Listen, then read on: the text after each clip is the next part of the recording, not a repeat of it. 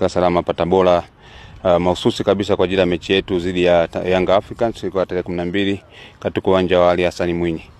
Na kwa kikubwa ni kwamba wachezaji na benchi ya ufundi usafiri nao wote wako salama salimini. Tumefika hapa tumeona uwanja ni rafiki kabisa, ni uwanja mzuri. Unaonekana picha ya kijani kabisa, lakini majukwaa tumepita maeneo mbalimbali. Tumeona kila sehemu iko vizuri zaidi. Inaonyesha kabisa kwamba iko tayari kabisa kwa ajili ya mechi. Kwa kikubwa sisi tuna imani kwamba sisi na wadau wengine wa mchezo lakini na mashabiki wengine wataenjoy sana kuangalia burudani tutakayocheza katika uwanja wa Ali Hassan Mwinyi. Sisi kama Tanzania Prisons tumejiandaa vizuri, na tunajua tuna mchezo mgumu, na ukiangalia sisi msimamo wetu tuko chini sana.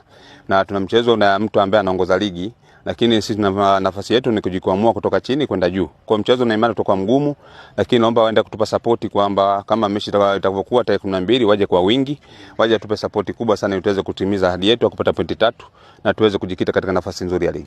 Sisi hatuwezi kuwaomba bodi ya ligi kwa chochote kwa sababu sisi tumetekeleza matakwa ya kikanuni. Kwa hiyo wao wanafahamu nini cha kufanya. Lakini sisi kama Tanzania Prisons tunafahamu kwamba mchezo utaenda kuchezwa tarehe 12 na sisi tumejipanga vizuri. Tunawaomba mashabiki zetu wajitokeze kwa wingi sana kwa sababu tunawahitaji kuliko wakati mwingine.